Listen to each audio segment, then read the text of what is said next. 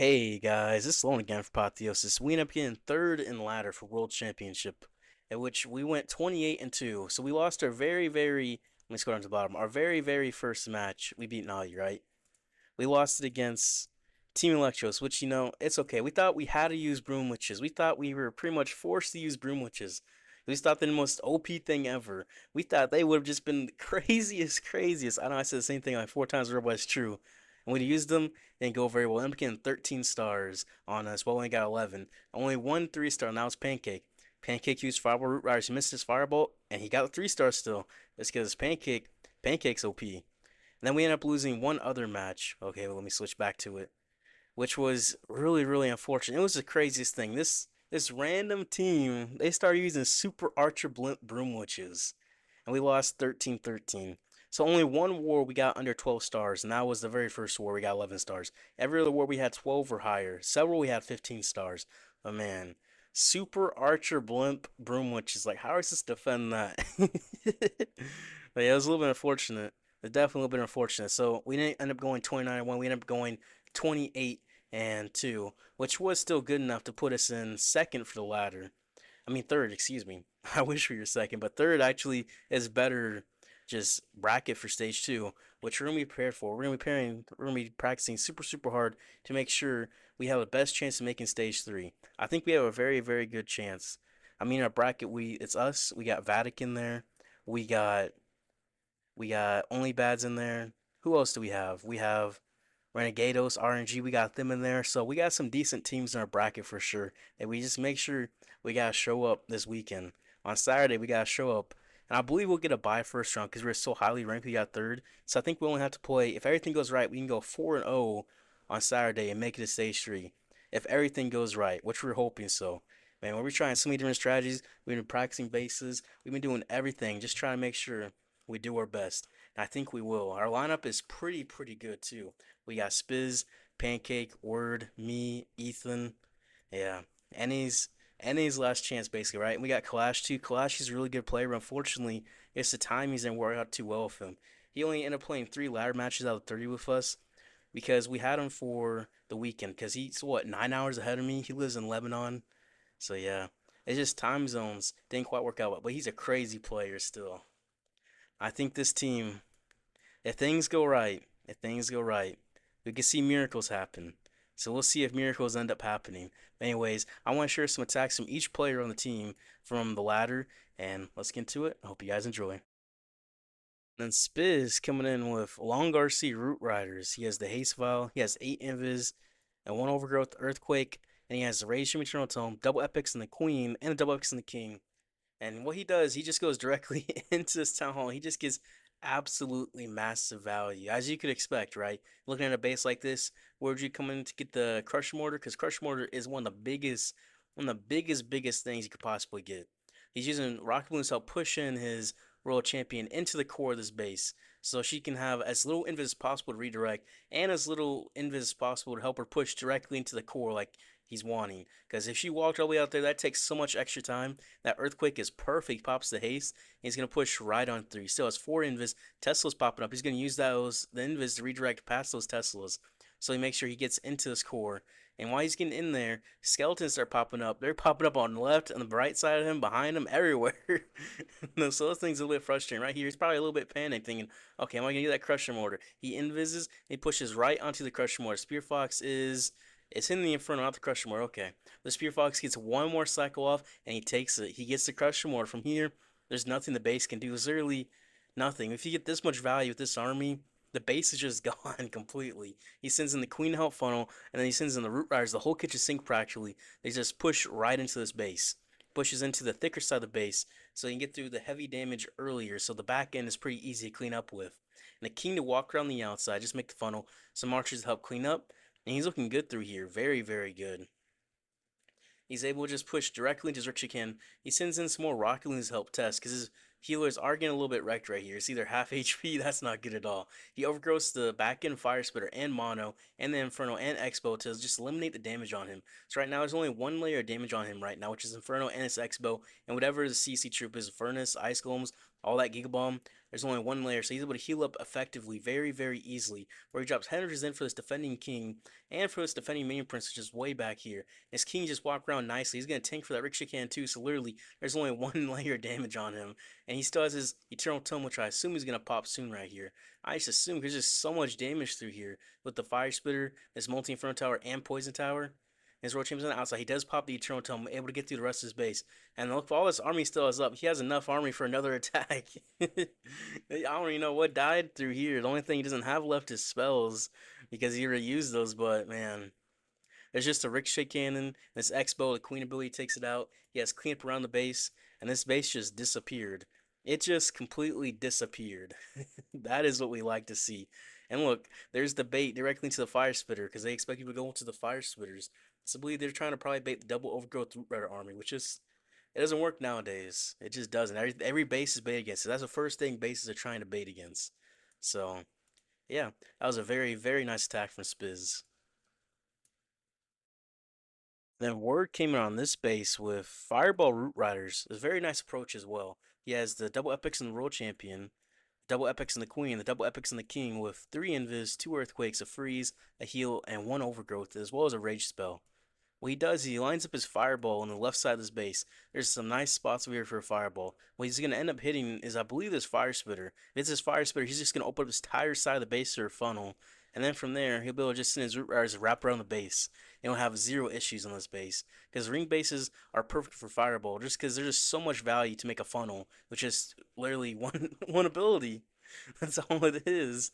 And it allows you to just loop around the base, especially with the value of the rockets to be able to take out that town in the center. It works out perfectly. He's just going to invis his warden because the jelly's still not detached. You want to make sure you don't pop the fireball until the jelly detaches. And the jelly detaches, he pops the fireball. He takes out a very, very nice section of the base. Takes out fire spirit, takes out a heavy section. From here, he's just going to walk with his warden until he sets up his root rider. He set up a flame flinger on this bottom side, actually. I didn't even realize that. That flame flinger gets some nice value on this left side. He sends his root riders loop around this top side. The king with 2 witches to help funnel. Ice Golem to tank for that ricochet cannon as well. Although it hasn't really got hit by the ricochet yet. We will see if it does eventually. But from here, he's pretty set up. He's set up really, really nicely. There's only so much damage that can happen here. He does hit the NATO there, which if you would RC charge right there, you would hit the NATO. He probably hit all these giant bombs too. But because he used a fireball, he just avoided that completely. So the Warden Walk got some really, really nice value for him here. And his king's still alive as well, with the witches and the ice golem still there. He freezes his skeleton spells for the crusher mortar. Does he have poison for the CC? Yep, he poisons the furnace. And this is looking crushed because there's just so much of everything still alive through here to get through that crusher mortar. Crusher mortar is the biggest danger on the base. It really is. It'll wreck your warden. It'll just take it out. If you don't have that warden, you'll have less damage from healing and you have less damage from your troops. So that's 45% reduction if he just disappears. And his World Champion's Rock Spears pop. She's able to get some massive value through here. And the Queen's to the Center 2 pops her ability. Unfortunately, into a poison spell. He does invis her. That'll keep that value alive. The Root Riders are looped around the outside, unfortunately. But as for the rest of the army, it's just the Queen is core by herself. And in the core, with the invis spell, she got some massive, massive value. While the Yetis of the Flame Flamer pop, they were able to take out the rest of these defenses pretty easily. While the Sneezy comes in too. And he's just going to overkill the base. Absolutely overkill. He still has the King ability, which honestly, he could have swagged if he wanted. But there's no point in trying to swag in hard mode. You could, but it's just pointless. But it's a nice, easy 3-star for him. Very, very easy. And nice use of those kickers, too. Because they are allowed in the ladder. They were, at least. But the ladder's over now. And then Pancake's coming in on Panda X. It's kind of funny. He's coming in with Fireball Rocket Loons. He has Fireball, the double epics and the Queen, Earth Boost and Spiky Ball. He takes out this Mortar, Step of Flame Flinger. And he has the Rock Piercing Shield on his Royal Champion. So he sets up his Flame Flinger. Flame Flinger gets some massive value on this side. Absolutely massive. And he's looking for his Fireball. And he's going to set his Warden up on this left side. He's going to end up Fireballing this. Was I can't click it. I can't click it. The sleeper, the mini princess cover, and he's gonna fireball directly in the sleeper. And doing so, he's gonna take out this entire section. There's just so many massive defenses there, including the clan castle that he gets to take out just by using the fireball, the warn ability, and then a few earthquakes. I believe you have to use 3 earthquakes, or there's no builder huts there. He's gonna use 3 or 2. Well, we'll see. I'm not really a fireball aficionado. As you can tell, he lines up his fireball, he invises, and he hits it perfectly. And he drops 2 of them. Yep, 2, because there's no builder huts. That makes sense. That makes sense. But that Flame Flame is just doing some massive work up top. He's just eliminating his entire left side of the base from 9 o'clock to 12 o'clock. Some Rock Loons help take out this mortar, so his Flame Flame is not going to have any issues. He's just supporting it the entire time. He's using Loons to pull his Warden downwards. He's using 4 so the Warden will go down. 20 housing space will pull him. And then from there, where is he to the next phase of the attack? That is the question. Oh, Skelly's going to his Flame Flinger. Uh-oh. Is he reacting to There's a Valkyrie? There's a Valkyrie coming. He's going to take it out. Nice. Okay. If Flame Flinger got hit a little bit, but that's okay. It's still good value, and still is going to be a very, very nice attack. He's just going to push on through with the Warden. Yeah, the Flame Flinger's doing work, and he's going to send the Sui in from the bottom with the Ice Golem and the King, and the Queen as well. The King does have the Phoenix, and the Queen does have the Frosty. Keep that in mind. He does not have the Unicorn used on anything. As Warden might have to deal with some of these heroes, which actually he's pulling out the boogers, some head archers. They hit a Spring Trap, though. But yeah, the Sui's going on in, the Queen and the King. Got a Druid help heal the Queen up as well. The Ice Golem there. King ability pop, Earth Boost, and Spiky Ball. Is that going to pull the Warden? I think he's going to pull into the King at this point. Yep, he's pulling into this King. So at this point, the Flame Flinger pops. Super Minions pop out of the CC. As world champion, he has 2 freezes and invis. He's going to invis his Warden, a Rage, an Earthquake, and a Skeleton spell. The thing about Pancake is he always saves his spells for so long, and they get so much value. If you see him having this many spells at the back end, you know the base is just going to be crushed. He's going to pop his Rock Spear, Stinging Shield, and Rage up his Royal Champion, help her take out this Town Hall, and help get that core down. Then from there, he's going to have a Skeleton spell for his X-Bow and Ricochet Cannon combo. That'll keep his Queen alive, help keep his Warden alive. Actually, no, the Warden's going to die. But that combo will allow the Queen to stay alive, allow the Baby Dragon and these minions to help clean the wreck back into this. It's just a typical, like, normal attacker. I feel like they would not use their Skeleton spells effectively. I don't know why. I don't know why Pancake uses Skeleton spell so effectively. I mean, it's practice and everything, but I swear, if I see him have one, that thing's gonna do massive work. He's able to get through his back end like nothing, just with one skeleton spell to help distract for everything. That was very nice. And a very nice fireball as well, if I must say. On this base, Ethan had a very nice fireball. Because, I mean, he's just looking at this base, he saw, wait, there's the Crush Mortar, Multi-Gear, and Clank House all in one spot. It's just so compact right there. It just provides so much value. He's just going to Fireball right on through. He's going to take all that out, and he sets up a very nice funnel. Because Fireball is very nice on ring base because it just opens up everything for you and sets the funnel perfectly. And he's going to set up a Flame Flinger as well on this left side, which is just going to get some massive value. Just clean up his entire left side for him. He'll get all of this through here, which just allows him to take out that Fire Spitter as well, which would be massive for keeping his Root Riders alive, keeping his healers alive as well. He's going to send his Queen up top. He's going to do a little bit of Queen Charge while waiting to drop his Root Riders while he gets through his Defending King. He'll get through that pretty easily because the Headhunters and the Diggies there helps out very nicely. Then in comes the Root Riders, so the Flame Flame is just getting some massive value through here. The Root Riders pushing on through Ice Golems, Tesloons, all 4 of the Tesloons pushing on through. A healer does hit the Giant Bomb, unfortunately. And are they going to hit the Giga Bomb? They might. Uh-oh.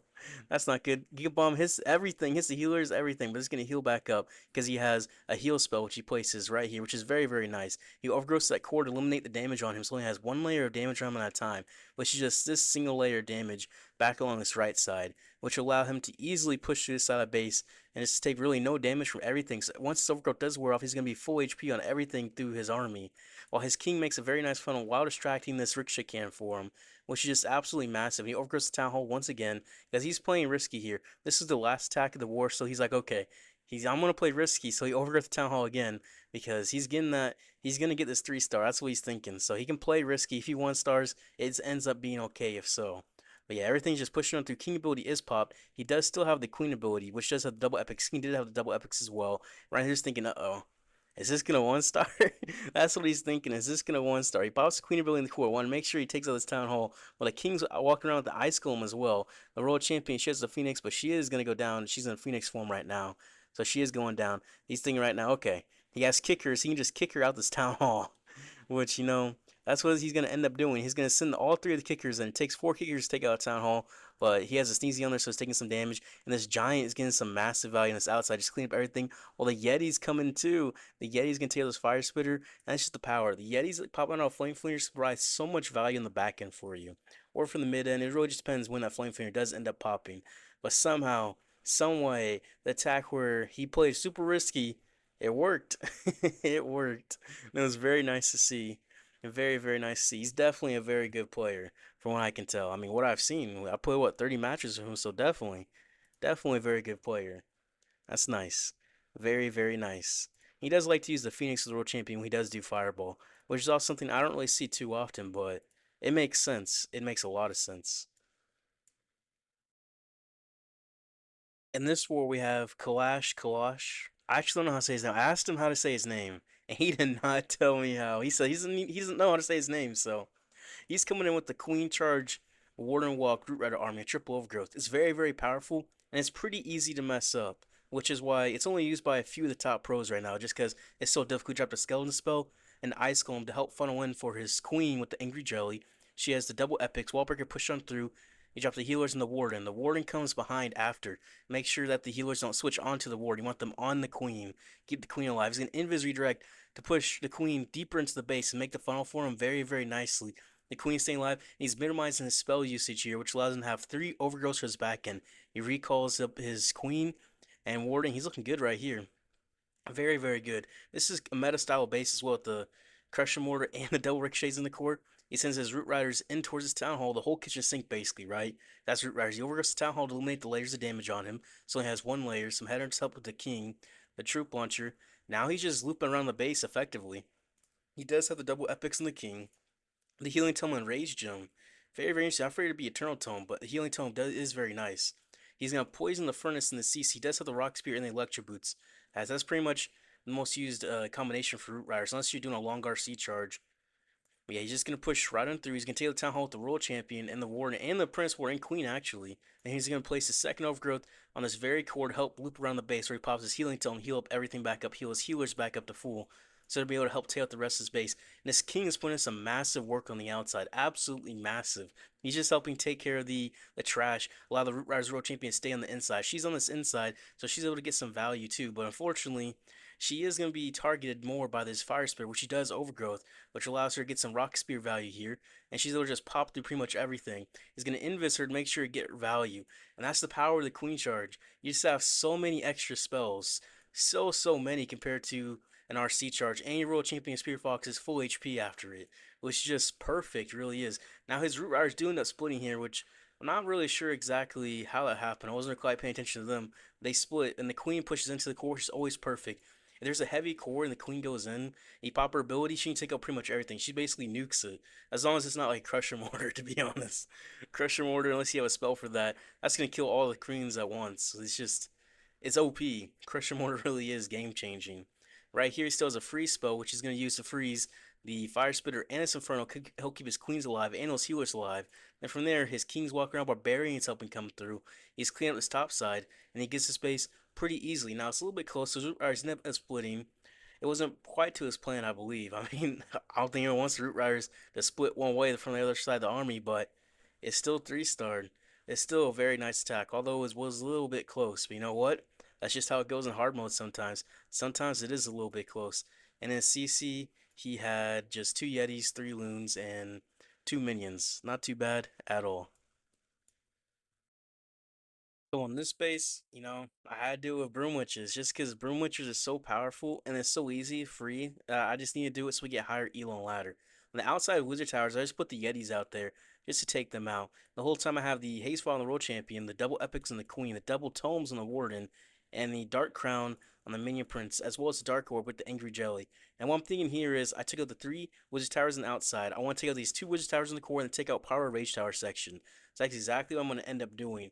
I'm just gonna fast forward to this RC charge while I get through it, just because I mean it's an RC charge right here, and it's kind of Broom Witches, so we're gonna go quicker through it. And here I redirect to make sure I get the Wizard Tower, because I get the Wizard Tower down. There's not really much left of the base. So at this point in the attack, I could be using dragons, but it's ladder, so I just use Broom Witches to make it easy on myself. The Queen of Siege breaks on this right side, get a lot of value to take out this entire side all by herself. At this point, the Broom Witch is coming from this left side. I'll get through this Rage Tower. If I had dragons, they would get right through here easily. I wouldn't have used the Yeti, so I'd have more to help push them into the base as well, which would work out pretty nicely. So this Rage Tower section is going to go down pretty easily, while the Queen just gets some massive value on the south side.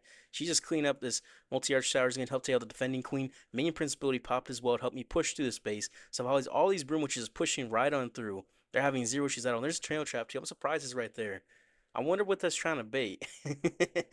All right, maybe it's just to get the town hall poison on you or something. But at this point, the base is just gone. If once I got that middle wizard tower out, there wasn't really anything this base could do because Broom Witch is just they're just broken. They're allowed. Event troops were allowed in the ladder. I don't know why, but they were. So I made sure to take advantage of it so we could get as high as placement as possible.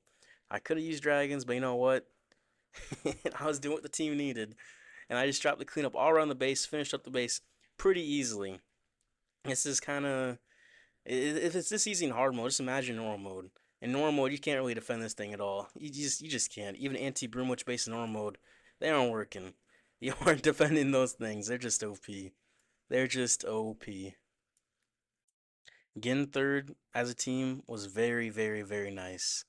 Now I didn't end up having the high survey and ladder just because I was the only one using Broomwitch's pretty much every single time. I think the other guys only used it like once or twice, maybe like 3 or 4 times for I think for like Spizz and Word.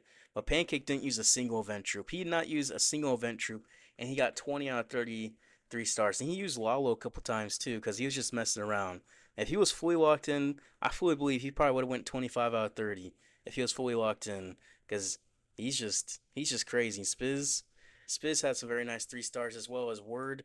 I think Ward had the second highest, and he didn't use event troops really too often. I mean, he would use like some kickers just because there's basically better rocket loons effectively, right? They're less housing space, and they did the same exact job. For 12 housing space, you got the same value as 16 housing space of rocket loons. So that's why. And Ethan was pretty good. He did pretty well too. I believe him and Spizz were tied, and then Pancake was third. But Pancake, man, I think he's gonna do magic in stage two. I think all the guys are gonna do great in stage two. I think we're just set up very, very nice. I feel like it's the same thing, but man, I'm excited. I'm excited for this weekend. I think it's gonna be great, and it's gonna start just literally Saturday morning. Saturday morning, I gotta wake up, practice, and be ready. I want to be locked in. I think everyone's be locked in. We're gonna be practicing very hard. We've been practicing very hard every single day. Anyways, if you guys enjoyed the video, appreciate if you guys like and subscribe. I'll see you guys tomorrow.